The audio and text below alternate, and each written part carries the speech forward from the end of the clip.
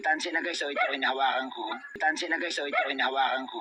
Wow, may layout na pala para sa bakod sa bahay ni Carla. Totoo ba ito? Yan malalaman na natin yan mamaya.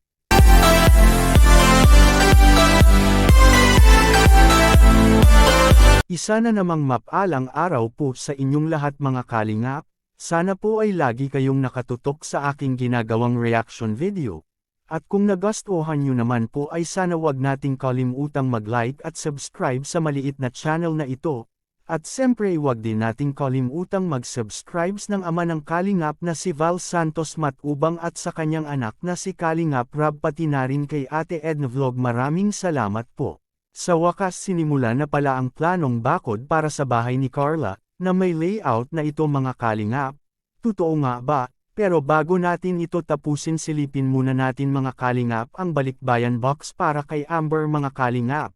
Galing po ito sa nagmamahal at solid fans ni Carla na sa ibang bansa na si Rod Ellen mga kalingap. Grabe di ito inaasahan ni Amber mga kalingap na may magre-regalo din sa kanya ng magagandang mga damit.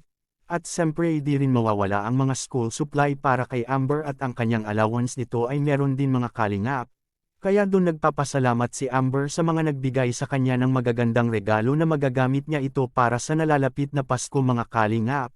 Malaki din ang kanyang pasasalamat sa kanyang ate na si Carla, dahil sa kanyang ate ay nabibiyaan din siya na kahit maliit man ito na bagay ay sobrang napakalaki na po iyon kay Amber sa mura niyang edad ngayon, na may blessing na siyang natatanggap sa mga solid fans kay Carla na laging nakasuporta sa kanya ngayon.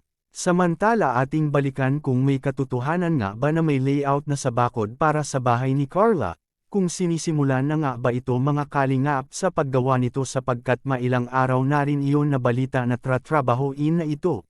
Well yes po mga kalingap na sinimulan na ito at may layout ng nilalagay para sa lalagyan ng mga hollow blocks.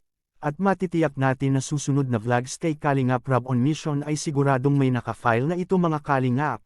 At makikita na natin in actual na may mga carpentero na gumagawa nito, kaya sobrang masaya na ngayon ang magulang ni Carla na sa wakas ay may nasimulan na rin ito at mababawasan na rin ng konti ang takot nito sa mga taong laging umaaligid nito sa bahay. At ito ang kuha na may layout na nga para sa bakod. Makikita po natin sa buong video. May layout na pala. Ito papakita natin ito. Yan o.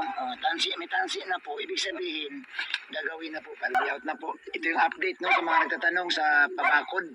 Pabakod na bahay ni Carla. Ito, may tansi na guys. So ito hinahawakan ko.